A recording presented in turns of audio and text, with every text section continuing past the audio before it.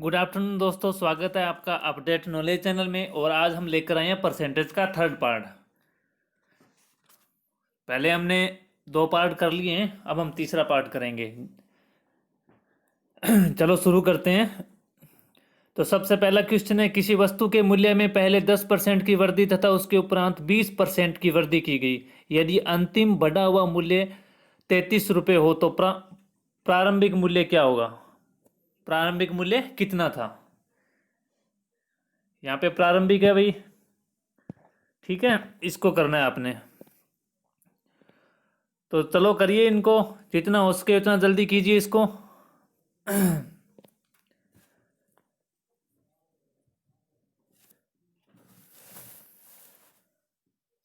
तो इसमें क्या दे रखा है कि किसी वस्तु के मूल्य में पहले 10% की वृद्धि की गई। 10% की वृद्धि की गई यानी 10% की फ्रैक्शन क्या होती है? 1/10। क्या लिखोगे आप? 1/10।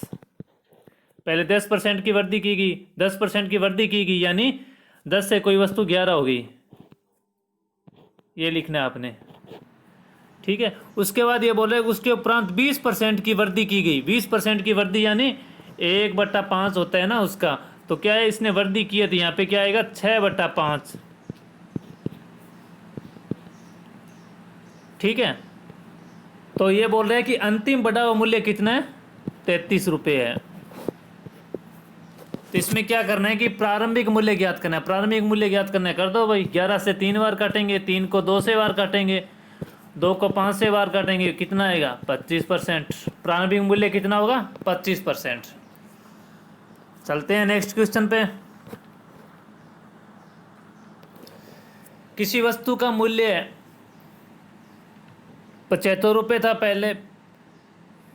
यदि किसी वस्तु का मूल्य 75 रुपये, पहले मूल्य पर 20% की वृद्धि की गई तथा उसके बाद में इसमें 20% की कमी कर दी गई, वस्तु का वर्तमान मूल्य ज्ञात कीजिए। कीजिए भाई, जितना हो सके उतना जल्दी करने की कोशिश कीजिए क्वेश्चन को।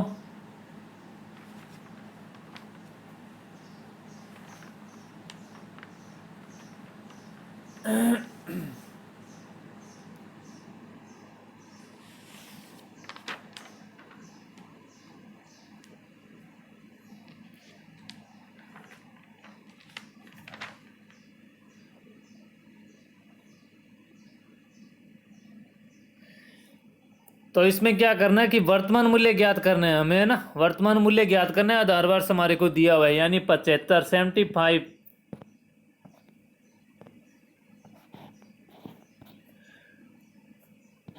इंटू 20% की वृद्धि की गई। 20% का मतलब 1/5 वृद्धि की गई थी, यानी कोई वस्तु 5 से क्या हो गई? 6 हो गई। उसके बाद क्या बोल रहा है? 20% की कमी कर दी गई, यानी कोई वस्तु 5 से क्या हो गई? 4 हो गई। बस काट दो। 25 25 दिया 75, 3 को 6 से गुणा करोगे कितना आएगा? 18, 18 चौका 72, कितना आंसर आएगा? 72। मैंने फर्स्ट वीडियो के अंदर आपको बताया था कि सब कुछ ये फ्रैक्शन का कमाल है भाई। अगर आपको फ्रैक्शन याद हो गई तो आप परसेंटेज कर जाओगे।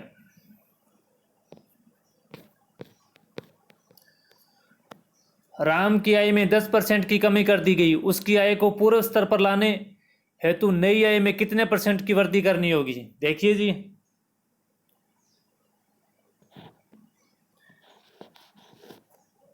राम की आय में 10% की कमी कर दी गई, यानी पहले कितनी थी? 100 थी। उसके बाद क्या कर दिया? 10% की कमी कर दी, यानी 90 हो गई। अब ये बोल रहा है कि आय को पूर्व स्तर पर लाने हेतु नई आय में कितने % की वृद्धि करनी होगी, यानी उसको पहले स्तर, यानी पहले 100 थी तो 100 ही करने के लिए उसको कितने % की वृद्धि करनी पड़ेगी? कब वृद्धि इस पे होगी भाई? दोनों का अंतर कितना आएगा? 10। 10/90 इंटू 100 कितना आएगा यहाँ पे? 10/90 इंटू 100। 0 से 0 काटेंगे, 100/9 क्या आता है? 11 × 1/9 होता है भाई। इसको 11 × 1/9 लिख लेना भाई। चलते हैं अगले क्वेश्चन पे। किसी बाल्टी में 66 से 2/3% भरी होने की तुलना में 80% भरी होने पर 2 लीटर अधिक पानी आता है, बाल्टी की धारिकता कितनी है? यानी 66 से 2/3 को हम क्या लिख सकते हैं? 2/3। और 80% को क्या लिख सकते हैं? 80% 1/5 बराबर कितना होता है? 20। और इसको 80 बनाने के लिए क्या करेंगे? तो 4/5, 4/5 लिखेंगे, है ना। देखो इसको लिखा है मैंने 80 को, देखो 1/20 बराबर 1/5 बराबर कितना होता है? 20 होता है। ठीक है, इसको 80 बनाने के लिए 4 से गुणा करनी पड़ेगी, तो यानी 4/5 लिख सकता हूं मैं। अब ये बोल रहा है कि किसी बाल्टी में 66 से 2/3% भरी होने की तुलना में 80% भरी होने पर 2 लीटर अधिक पानी आता है। कम या ज़्यादा माइनस करेंगे तो कितना आएगा? इनका लेस है, कितना लेंगे? 15। 10 माइनस 12 तो कितना आ जाएगा? 2/15। ठीक है, 2/15 आ गया ना। अब 2/15 आ गया हमारे पास। 2/15 बराबर कितना है? 2। तो क्या करेंगे इसको? 2/15/2 करेंगे, 2 से 2 कट जाएगा तो कितना आंसर आएगा? 15 लीटर। किसी संख्या को 15% बढ़ाया जाता है, फिर 25% घटाया जाता है, तो और तब संख्या मूल संख्या से 22 कम हो जाती है। मूल संख्या क्या है? बताइए भाई, मूल संख्या क्या है?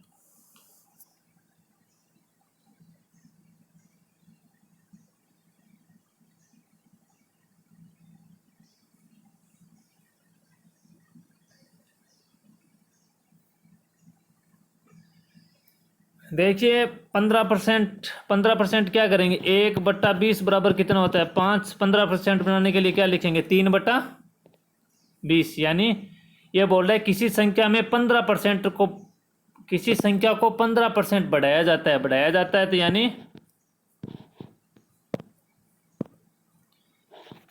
20 से कितनी होगी?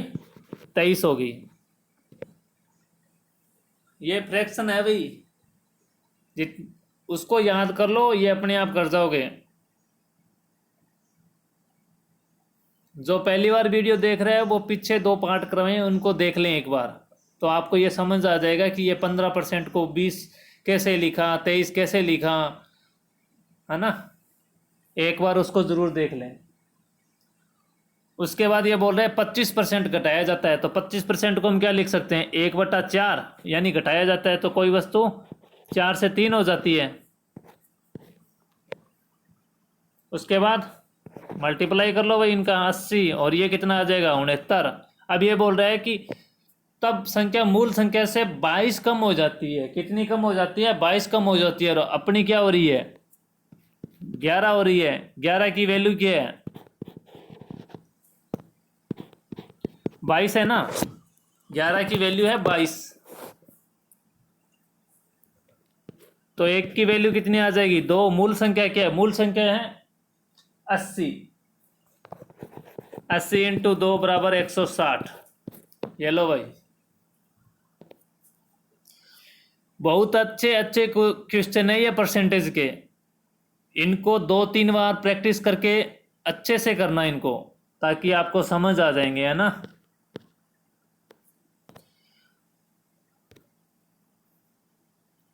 दो संख्याओं का अनुपात 5:4 है। यदि पहली संख्या का 40% 12 है तो दूसरी संख्या का 50% क्या होगा?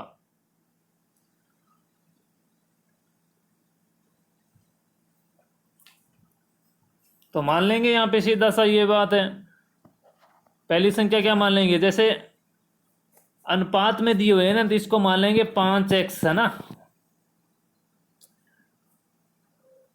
इनटू, ये बोल रहा है पहली संख्या, पहली क्या है हमारे पास? 5 है ना। 5 अनुपात में दिया हुआ है, ये कितना भी हो सकता है कि गुणा, ये पता नहीं है कि, क्योंकि ये अनुपातिक में दिया हुआ है हमारी को, है ना, प्रॉपर संख्या नहीं है ये। तो इसको हमने 5x मान के, और इसने बोला है कि पहली संख्या का 40% कितना है? 12 है। तो हमारे पास क्या है कि इसकी x की वैल्यू आ जाएगी, यानी ये जो अनुपात में दिया हुआ है सही संख्या के हमारे पास डिजिट आ जाएगा, जिससे क्या है कि हम इस क्वेश्चन को अच्छे से कर सकते हैं।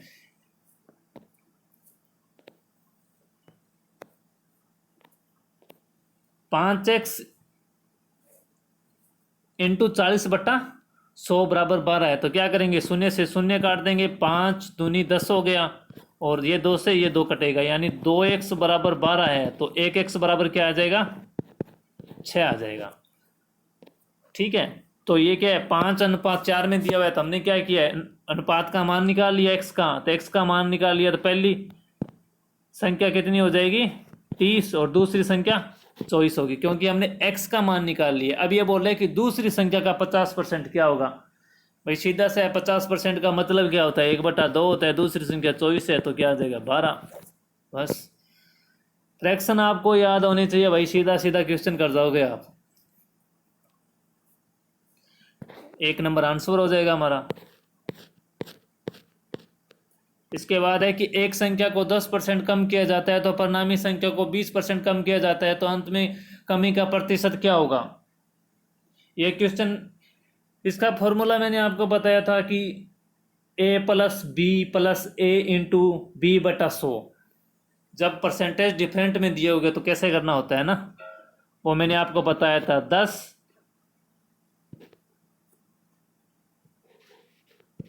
10% कम किया जाता है, देखो कम कम का है ना, ये माइनस माइनस में आएगा, इंटू 10 इंटू 20/100, 0 से 0 0 0 कट गया यानी। ठीक है, अब एक चीज देखना यहाँ पे, ये क्या हो गया, -30 हो गया, और इसमें क्या है कि -10 को -20 से गुणा करेंगे तो प्लस का आएगा, प्लस का कितना आएगा, यहाँ पे 2 आएगा, क्योंकि 0 से 0 कट गया, तो यहाँ पे क्या आएगा, -28% का आएगा हमारा आंसर। कमी कितनी आएगी, 28% की आएगी, है ना।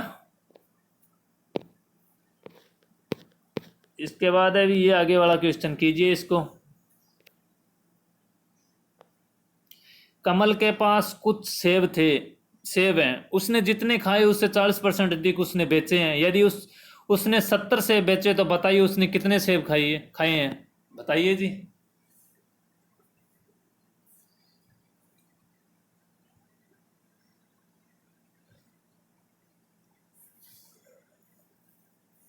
यहाँ पे हम मान लेंगे, यानी उसने क्या किया है कि 100 सेब खाए हैं, ठीक है, तो जितने खाए हैं उसका 40% क्या अधिक है, तो इसका 40% क्या होगा, ये देखो 140% ही अधिक है। ये बोला है कि 40% अधिक बेचे गए हैं, ठीक है, ये बेचे हैं ना, यहाँ पे ये देख लेना, 40% अधिक बेचे हैं। यदि उसने 70 से बेचे, और अब अपने पास क्या आ रहा है, 140 बच्चे हैं, 140/70 कितना आएगा, 2। ठीक है, तो अब क्या निकालना है इसमें, बताइए उसने कितने सेब खाए, 100/2 बराबर 50 सेब खाए भाई।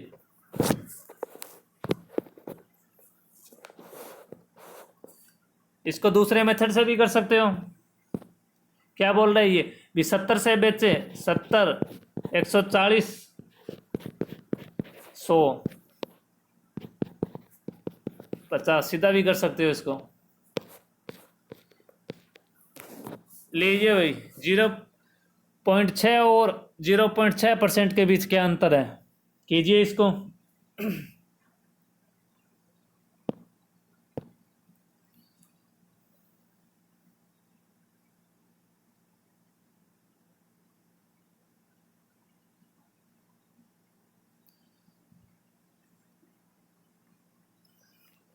तो देखिए अंतर पूछा है इसने, तो हम यहाँ लिख लेंगे 0.6, 0 0 0 लगाने से तो आगे कुछ ही लगाओ, कोई दिक्कत नहीं है। ये बोलो देखो 0.6%, ये देखो 100 आएगा, परसेंट को हटाने के लिए नीचे 100 लिखेंगे, तो 100 लिखेंगे तो क्या आएगा, यहाँ पे 0 0 और 6, इसको निकालेंगे तो कितना आएगा, 10 में से 6 जाएगा तो कितना आएगा, 4, 9 में से 0 जाएगा तो 9 आएगा, 5 में से 0 जाएगा तो कितना आएगा, ये आएगा, ये देखो भाई 0.594 आंसर आ जाएगा इसका ना।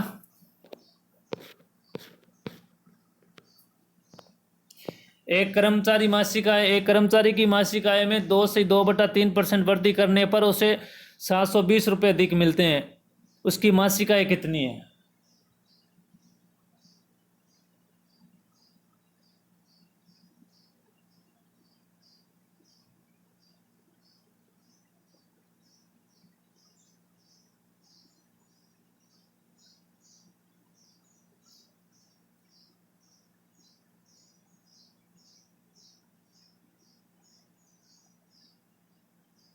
करिए भाई। एक कर्मचारी की मासिक आय में 2 से 2/3% की वृद्धि कर दी। देखिए मान लीजिए उसकी 100 रुपये थी पहले, है ना। इसमें क्या किया इसने, 2 से 2/3% की वृद्धि कर दी। तो वृद्धि कर दी तो कितना हो गया, ये 8/3 हो गया, और ये हो गया 308/300। अब ये 308/300 कैसे बना पता है आपको? तो देखो 8/3 तो आपको पता है भी कैसे बना ना। 3 दूनी 6, 6 और 2 8/3, ये परसेंटेज है। परसेंटेज को हटाएंगे तो यहाँ पे क्या आएगा, 300 आएगा, और इसके अंदर ये भी 308 बनेगा, है ना। आपने देखा होगा 1 + 10/100, ये चीज़ देखी होगी आपने ना। इसी अकॉर्डिंग आता है, यानी इस एक का मान यहाँ पे जितनी संख्या होती है वो होती है, और ये इसमें जुड़ती है। वही काम मैंने यहाँ पे किया है, यानी 100, ये बोल रहा है कि वृद्धि हुई है। मैंने बताया था ना कि वृद्धि कमी हो तो माइनस कर लेते हैं। इसने बोला 700 अधिक मिलते हैं, तो यहाँ पे कितना आएगा, 308/300। परसेंटेज को घटाना है भाई, बराबर क्या है, 720 है। तो यहाँ पे क्या आएगा, 300 आ जाएगा।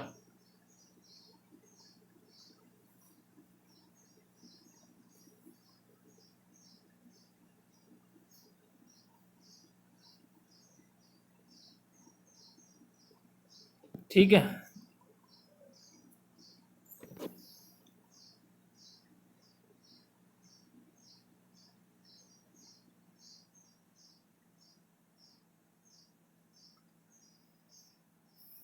इसके बाद यहाँ पे क्या आएगा, माइनस करना है इसमें से, है ना। यहाँ पे आ जाएगा ये लो, -308।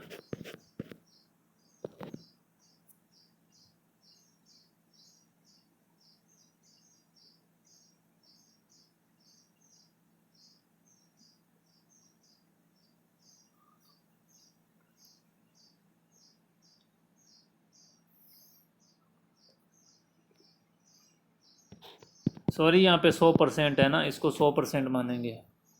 तो यहाँ पे कितना आएगा, 300 आएगा, और यहाँ पे कितना आएगा, 308, और ये कितना हो जाएगा, 300। चलो मैं दोबारा बता देता हूँ। एक कर्मचारी की मासिक आय में 2 से 2/3% की वृद्धि करने पर, यानी देखो 100% इसका माना है हम ना। 100% में से कितना घटाएंगे, 2 से 2/3, यानी 8/3% को घटाएंगे। ठीक है, तो घटाने के लिए देखो सीधा सा बता देता हूँ मैं आपको ना। 3 को ये परसेंटेज हटाएंगे तो यहाँ कितना आएगा, 300 आएगा। इस परसेंटेज को हटाएंगे तो यहाँ पे 100 आएगा, यानी 300, और ये हो जाएगा 300 - 308। अपने पास क्या आ जाएगा, 8/300 आ जाएगा ना। 8/300 बराबर 720 है। तो इसको क्या करेंगे, कर लेंगे ना। 8 × 72, 90 को 300 से गुणा करेंगे तो कितना आएगा, 9 × 27,000 आएगा। ठीक है, उसके बाद है कि तुलसीराम का वेतन रामलाल के वेतन से 20% अधिक है। यदि तुलसीराम की बचत 720 रुपये हो, जो उसके वेतन का 4% है, तो रामलाल का वेतन कितना है? करिए भाई क्वेश्चन को।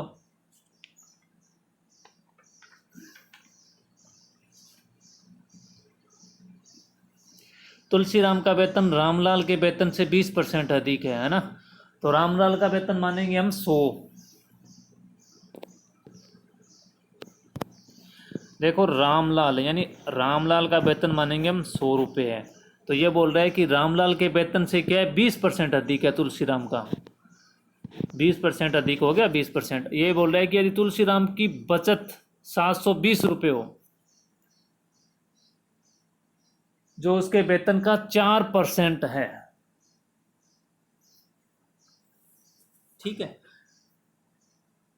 720 क्या है उसकी ये बोल रहा है कि यदि तुलसीराम की बचत 720 रुपये, जो उसके वेतन का 4% है, ये 4% है भाई इसका। तो इसका 100% निकालेंगे। 100% निकालने के लिए क्या करते हैं, 4 का भाग दे देंगे इंटू 100, कितना हो जाएगा 18 चौका 72, कितना आ जाएगा 18,000।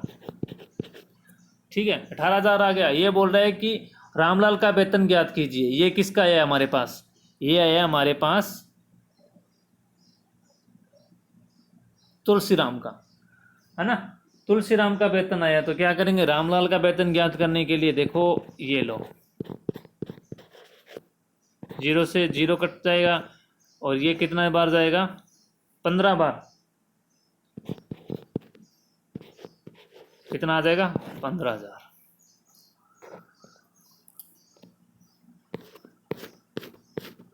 इसके बाद है कि अमन का खर्च विमल के खर्च से 30% अधिक है तथा विमल का खर्च रमन के खर्च से 10% कम है। यदि तीनों के खर्च का योग 6447 हो तो अमन का खर्च कितना है। बहुत अच्छा क्वेश्चन है भाई, अच्छे से कर लेना इसको। इसमें क्या है कि प्रॉपर किसी का नहीं दे रखा है तो हम एक मानना पड़ेगा इसमें, है ना, उसके अकॉर्डिंग निकल जाएगा सभी का। तो इसमें क्या पूछा है, अमन का खर्च पूछा है ना, तो हम इसमें मानेंगे अमन का खर्च विमल के खर्च से 30% अधिक है तथा विमल का खर्च रमन के खर्च से 10% कम है। तो हम मानेंगे रमन का कितना है, 100 रुपये है। तो विमल का 10% कम है ना, इससे विमल का इससे 10% कम है तो 90 हो जाएगा। और इसके बाद ये बोल रहा है कि अमन का खर्च है ना वो विमल के खर्च से 30% अधिक है, 30% अधिक है ना।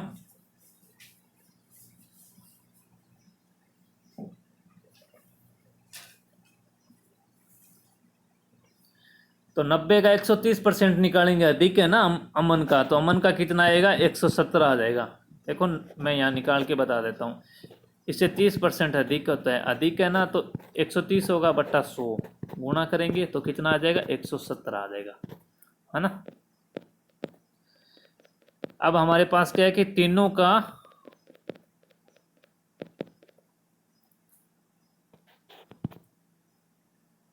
रेशो आ गया है। अब इसको हम क्या करेंगे, जोड़ लेंगे। इसने क्या बोला है कि तीनों के खर्च का योग, तो हमें क्या करना है, इनका जोड़ना है। तो टोटल कितना हो जाएगा ये 7 0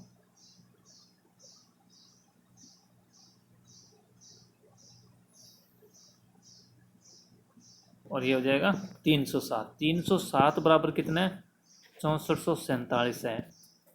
ठीक है, इसने किसका पूछा है, अमन का पूछा है। तो अमन का ज्ञात करने के लिए क्या करेंगे हम,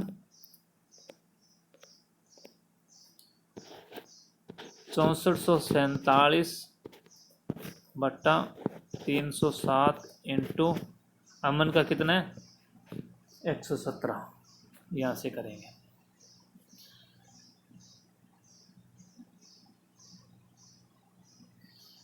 इसको अभी काटा पीटी करेंगे, यहाँ से काटना भी सीख लेना, काटना आना चाहिए आपको। ऐसा नहीं है कि आप एक छोटे से कैलकुलेशन के अंदर भी 10 मिनट लगा दो, ऐसा नहीं होना चाहिए। तो देखो यहाँ से देख लेना, पहला अंक 6 दिया हुआ है, यहाँ पे 3 दिया हुआ है, ये तो पता चल गया हमारे को 2 बार जाएगा, है ना।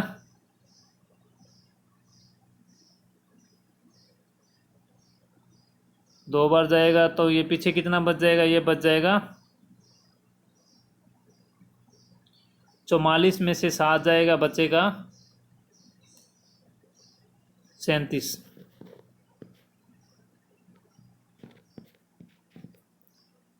बचेगा। नहीं सॉरी, यहाँ पे क्या है कि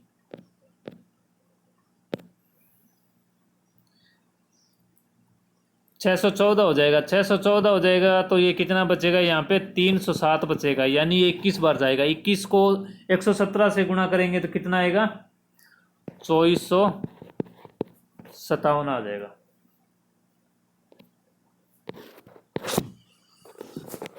इसके बाद है कि एक परीक्षा में लड़कियों तथा लड़कों के लिए उत्तीर्ण प्रतिशत क्रमशः 35% तथा 40% है। एक लड़के ने 483 अंक प्राप्त किए तथा वह 117 अंकों से अनुत्तीर्ण रहा। लड़कियों के लिए न्यूनतम उत्तीर्ण अंक कितने हैं?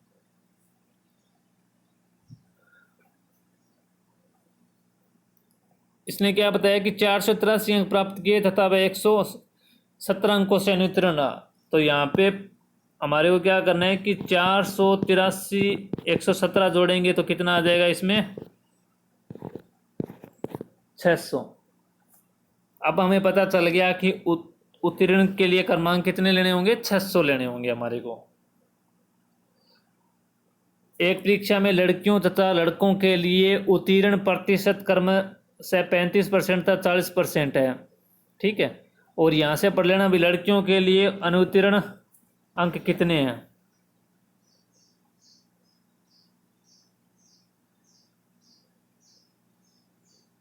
इसने लड़के के दे रखे हैं ना, लड़के के लिए 600 अंक लेने जरूरी है, ठीक है। तो लड़के का परसेंटेज निकाल लेते हैं भी, कितने परसेंटेज के लिए लड़के के परसेंटेज से कुल मार्क निकाल लेते हैं भी, उस कितने मार्क्स टोटल है ना।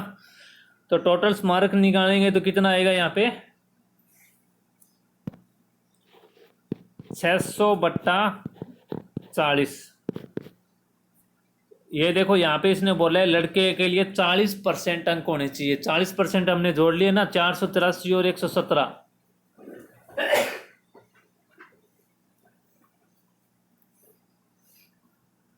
600 के बराबर है ये 40%, यानी 40% ही 600 है।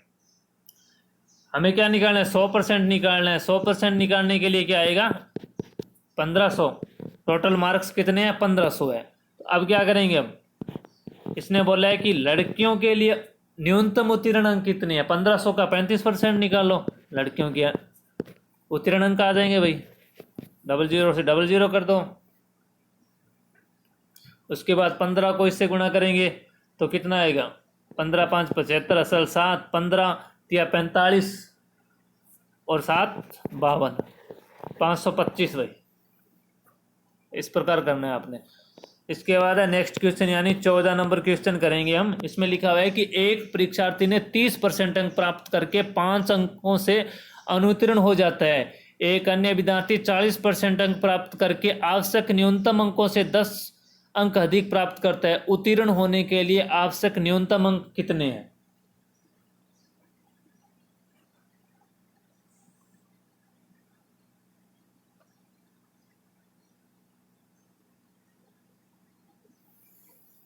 देखो भाई, सीधा सा फंडा है इसके अंदर। यहाँ पे इसका मैं बता देता हूँ आपको। परसेंटेज को क्या करेंगे? माइनस करेंगे। 2% जिस, मान लो ऐसा क्वेश्चन आ जाए ना भी 30% अंक प्राप्त करने के, एक तरफ तो दे दे वो भी 5-10 अंक लेने से अनुत्तीर्ण हो जाता है, दूसरी तरफ बोल दे भी 10 पर अधिक प्राप्त कर लेता है। तो क्या करेंगे इसमें? करेंगे परसेंटेज का तो ले लेते हैं अंतर। 30 और 40 का अंतर कितना आ जाएगा? 10%। और आगे जो अंक दिए होते हैं ना उनको हम जोड़ लेते हैं। परसेंटेज का अंतर अंकों का जोड़ बराबर है 15। 10% बराबर है 15। तो यहाँ पे क्या करेंगे हम? ये लो भी,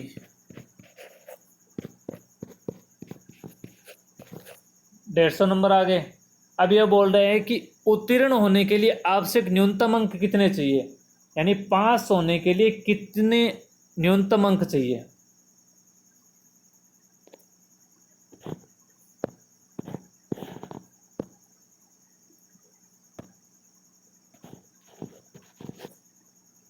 डेढ़ सौ का निकाल देंगे हम। अब इसमें से आप कोई सा भी निकाल सकते हो, इस परसेंट से इस परसेंट दोनों से निकाल सकते हो। 150 का 30% निकालेंगे तो 45 आ गया। 45 ये बोल रहे 5 अंकों से अनुत्तीर्ण हो गया। अब 5 इसमें जोड़ेंगे तभी वो पास होगा ना, यानी 50 आ जाएगा।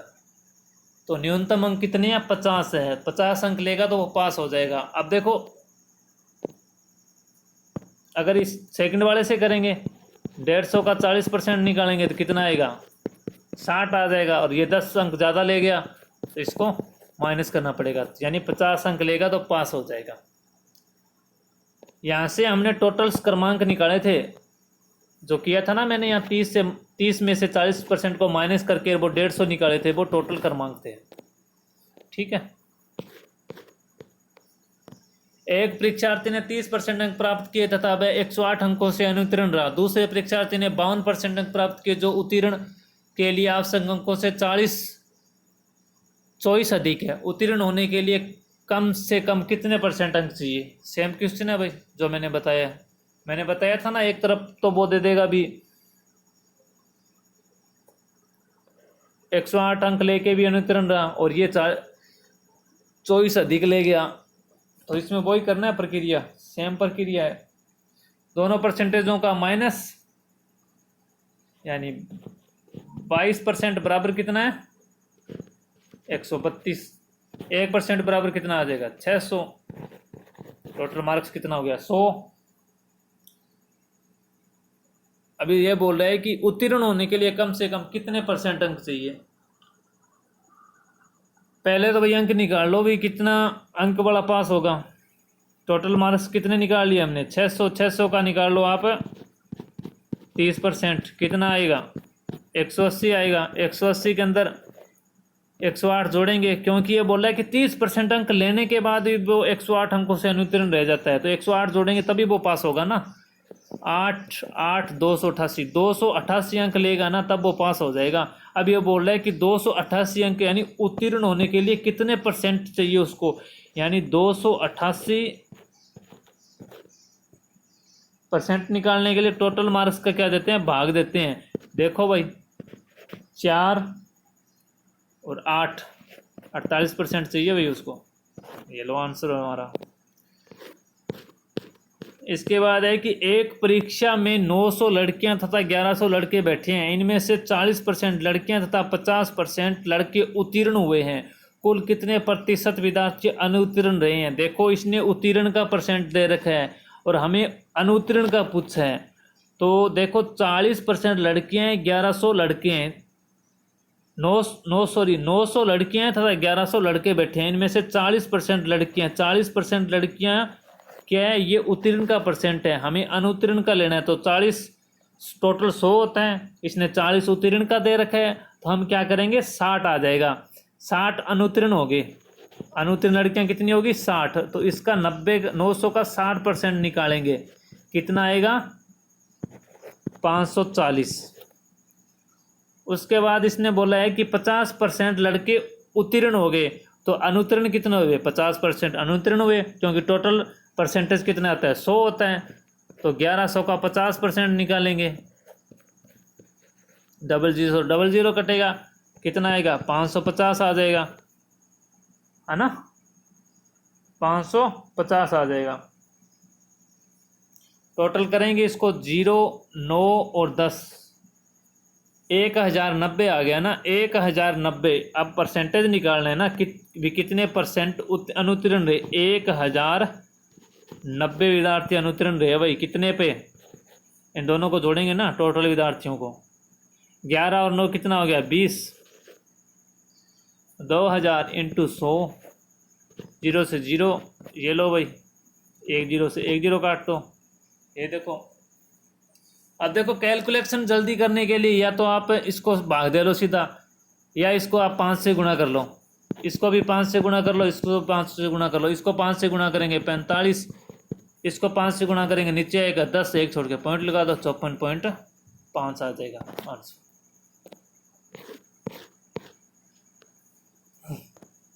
ये लो भाई, सीधे सीधे क्वेश्चन नहीं आते आजकल, फ्रैक्शन से ही आएंगे। एक छात्र ने 9 से 1/11% अंक लाता है तो वह 26 अंकों से फेल हो जाता है। यदि 37.5% अंक प्राप्त किए तो उत्तीर्ण अंकों से 57 से 1/7% अधिक अंक प्राप्त करता है। तो कुल अंक बताइए और उत्तीर्ण अंक बताइए। बहुत महत्वपूर्ण क्वेश्चन है भाई, बहुत अच्छा क्वेश्चन है ये।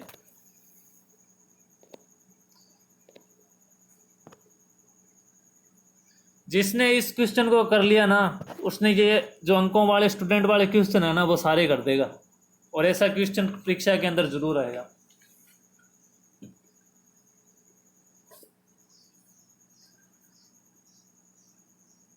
करिए क्वेश्चन को।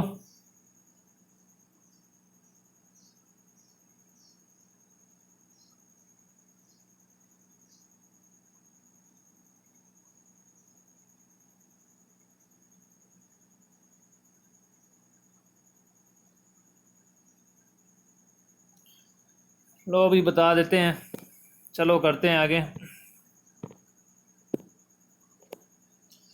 ये बोल रहा है कि यदि 37 से 1/2% अंक प्राप्त करता है तो वह उत्तीर्ण अंकों से 57 से 1/7% अधिक है। तो टोटल मार्क्स क्या होगा? टोटल मार्क्स होंगे टोटल मार्क्स इंटू 37 से 1/2, 37 से ही 1/2 बराबर क्या होगा? पास मार्किंग। 57 से 1/7 ज़्यादा है तो ये कितना हो जाएगा? 157 से 1/7% हो जाएगा। ज़्यादा अधिक बोला है ना इसने। टोटल मार्क्स इसको क्या लिखेंगे?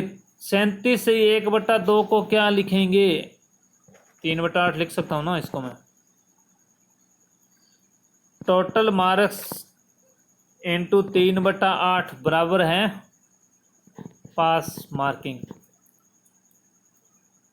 11/7 लिखूंगा इसको। 157 से 1/7 को क्या लिखूंगा? 11/7, है ना। अधिक बोला है इसने, यानी इसको लिख सकता हूं मैं 1/7 बराबर कितना? 14 सही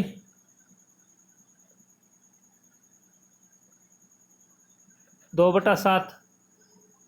4 से गुणा करेंगे तो 56, 8, 7, यानी 57 से 1/7 आ रहा है, यानी 4/7। ये बोला ज़्यादा है तो इसमें जोड़ेंगे ना, 11/7 हो जाएगा।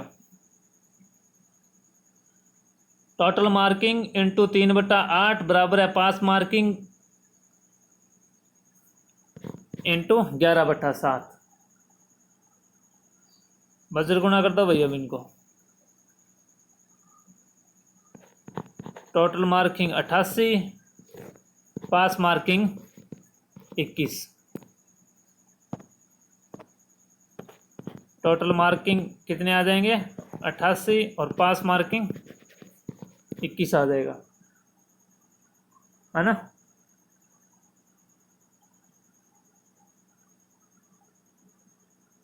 अब ये क्या बोल रहा है कि एक छात्र ने 9 से 1/11 अंक लाता है तो वह 26 अंकों से फेल हो जाता है, तो उत्तीर्ण अंक ज्ञात करने हैं ना हमें।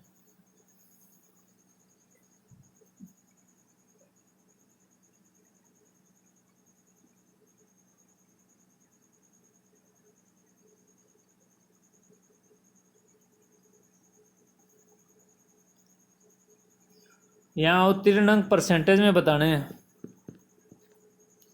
परसेंटेज में बताने के लिए क्या करेंगे?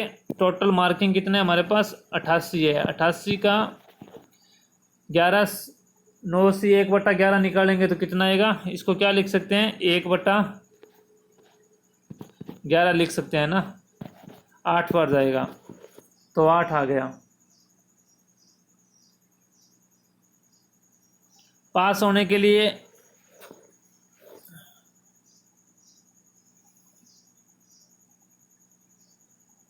8 अंक लाता है तो वह 26 अंकों से फेल हो जाता है।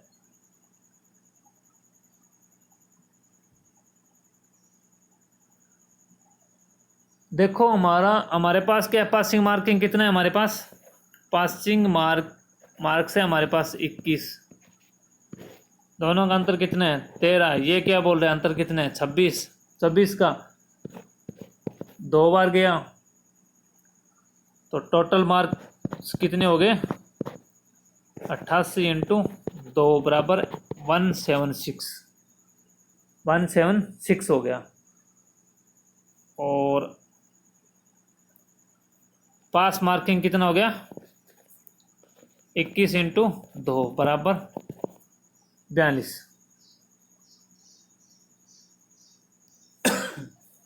ये है भाई।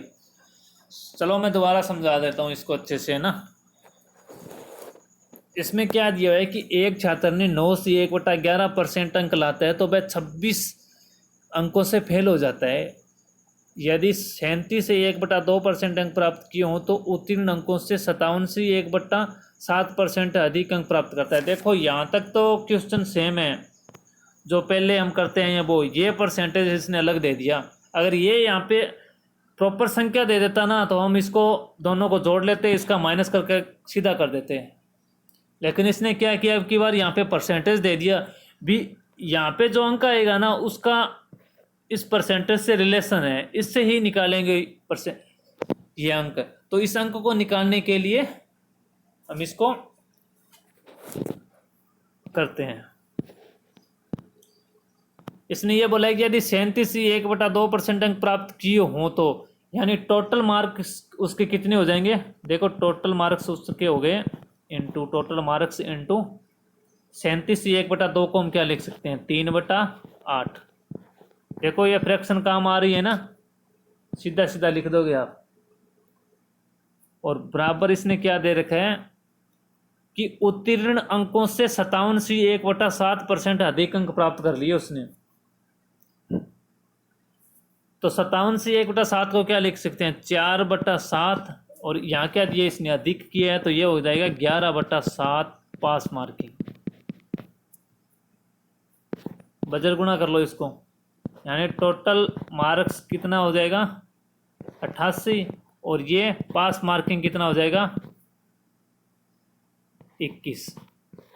21 और 88 हमने निकाल लिया। ये प्रॉपर अंक नहीं है भाई, है ना। 88 निकाल लिया यहां तक।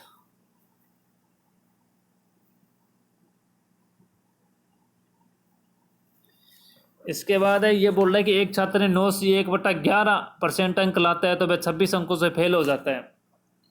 तो हमारे पास क्या है कि टोटल अंक कितने 88 है, तो 88 का 1/11 यानी 9 से 1/11 को हम क्या लिख सकते हैं 1/11, 8 आ गया 8%।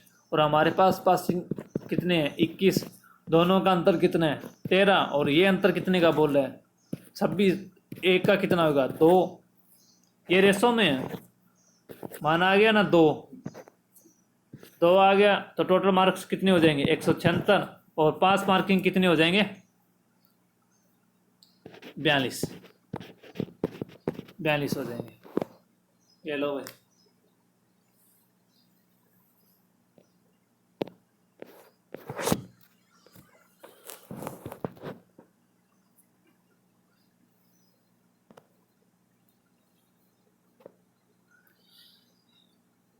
यहाँ पे भाई 176 और 42 लिख लेना, है ना। इस क्वेश्चन को 2-3 बार करना तब ये समझ में आएगा। बहुत अच्छा क्वेश्चन है ये।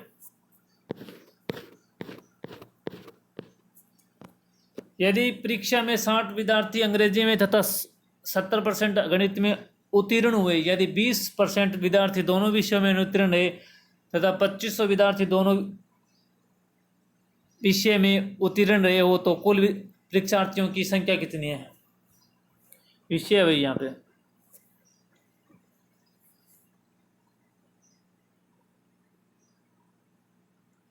करिए क्वेश्चन को।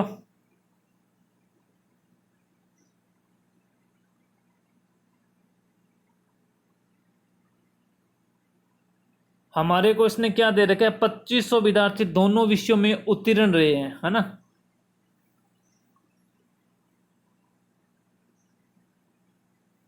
तो हमारे को उत्तीर्ण का परसेंटेज लेना है। देखो ये है ना गोले बना के कर लेना इसको ऐसे। हमें उत्तीर्ण का लेना है ना, ये बोल रहा है कि इसने तो एक एक सब्जेक्ट का दे दिया ना, ये अंग्रेजी का ये गणित का दे दिया, ये बोल रहा है दोनों का। यदि 20% दोनों विषयों में अनुत्तीर्ण रहे, उत्तीर्ण कितने रहे 80%, 80% रहे ना। देखो इस ये बोल रहा है कि अनुत्तीर्ण 20% है तो उत्तीर्ण तो 80% होंगे क्योंकि टोटल 100% होता है। और ये 60% क्या उत्तीर्ण है, 60% है तो ये 80 है, तो यहाँ पे कितना आएगा 20, यहाँ पे 70 है, ये 10 आ जाएगा।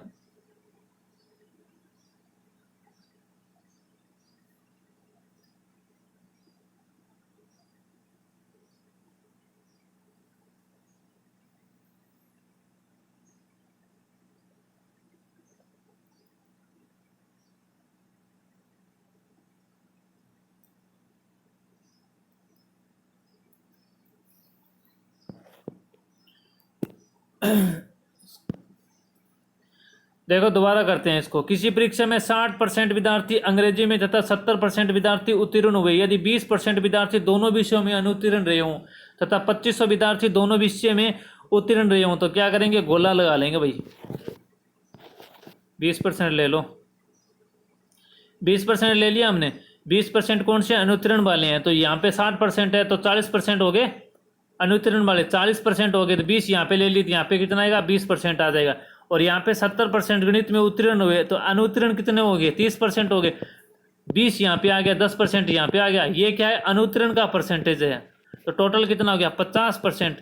50% अनुत्तीर्ण है तो टोटल कितना होता है, 100 होता है। तो 50 में से 50, 100 में से 50 आएगा तो 50% उत्तीर्ण, यानी 50% ही उत्तीर्ण है और 50% ही अनुत्तीर्ण है। तो अब क्या है कि इसने क्या बोल रहा है कि 2500 विद्यार्थी दोनों विषय में अनुत्तीर्ण रहे, तो हमारे पास क्या है, 50 है इंटू 100, 5000 आ गए ना, ठीक है।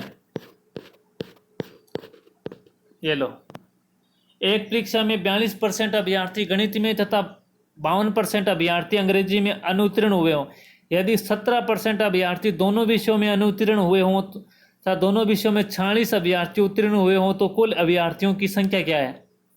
करिए भाई, बहुत अच्छे अच्छे क्वेश्चन हैं, अच्छे से कर जाओगे तो परसेंटेज में कहीं नहीं रुकोगे भाई।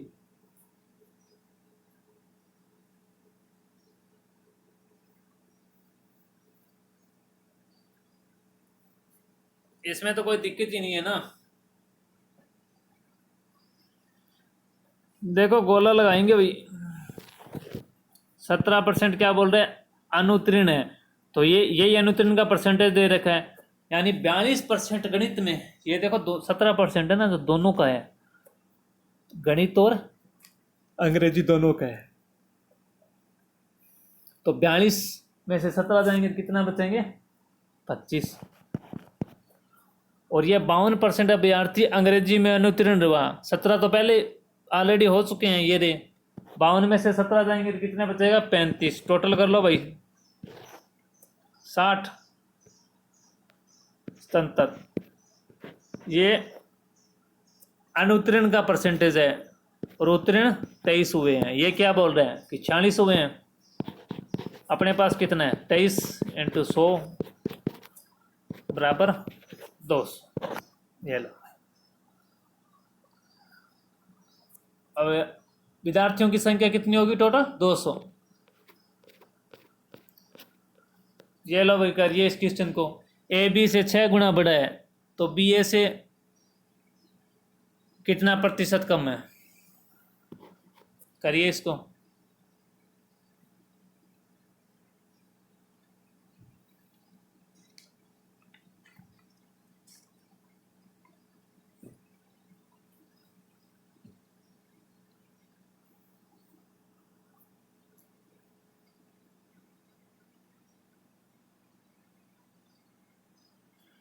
ये बोल रहा है कि ए है ना बी से 6 गुना बड़ा है। देखो ए और बी, इसको हम ये लिख सकते हैं 6 गुना बड़ा है, तो जिसके सामने है उसी का मान है ना।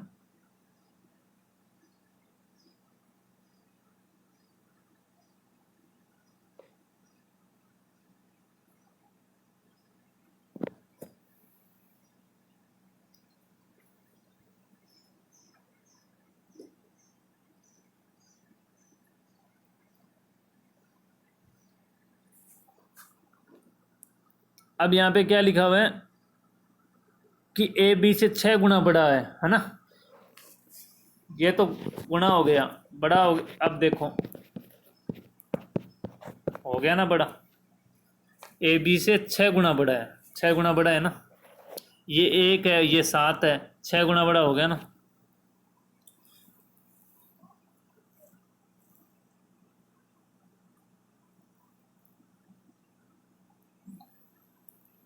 अब ये बोल रहा है कि बी है ना, बी बी ए से कितने प्रतिशत कम है।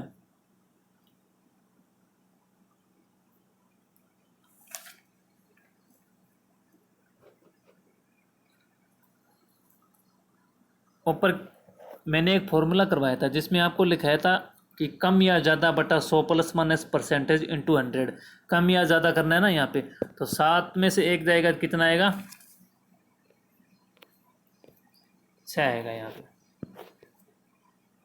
बटा 100 प्लस माइनस परसेंटेज करना होता है। तो यहाँ पे क्या लेंगे, टोटल लेंगे 7 इंटू 100, तो आंसर कितना आ जाएगा,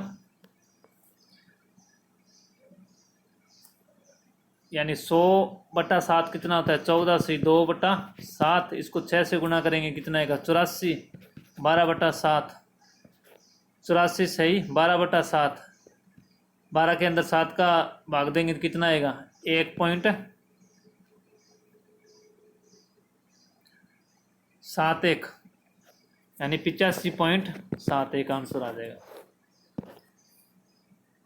समझे क्या इस क्वेश्चन को? चलो मैं दोबारा समझा देता हूँ ना। ये बोल रहा है कि ए है ना, ए बी से 6 गुना बड़ा है,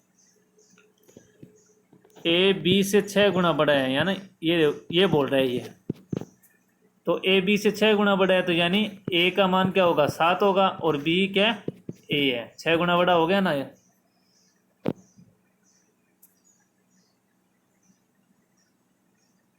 अब ये बोल रहा है कि बी ए से कितने प्रतिशत कम है, तो मैंने एक फॉर्मूला करवाया था जिसमें आपको लिखाया था ऊपर क्या लिखना है, कम या ज़्यादा,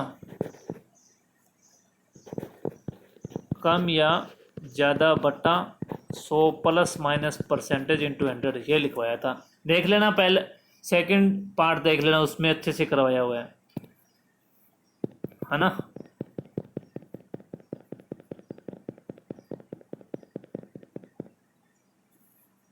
यहाँ कम या ज़्यादा में दोनों का अंतर लेते हैं 6, टोटल लेते हैं मार्क्स इंटू 100 बराबर 85.71%, ये आंसर आ जाएगा।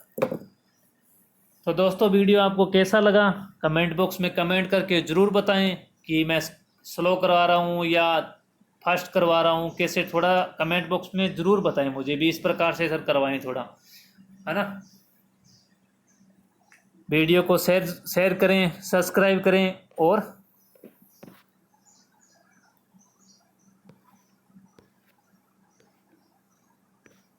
मिलते हैं नेक्स्ट वीडियो के अंदर। साथ में ना इनका प्रैक्टिस करना, आप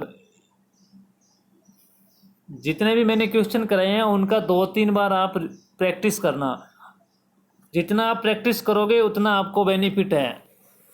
और ये पीडीएफ आपको ना अपडेट नॉलेज नाम का टेलीग्राम के चैनल बना हुआ है, जिस पे आपको ये मिल जाएगी पीडीएफ, है ना, वहाँ से डाउनलोड कर लेना। इसको 2-3 बार प्रैक्टिस करके देखना, जितना प्रैक्टिस करोगे उतना आपको समझ में आएगा, यानी परसेंटेज अगर आपको आ गया ना तो आप मैथमेटिक्स कर जाओगे अच्छे से। ठीक है दोस्तों, मिलते हैं नेक्स्ट वीडियो में। जय हिंद, जय भारत।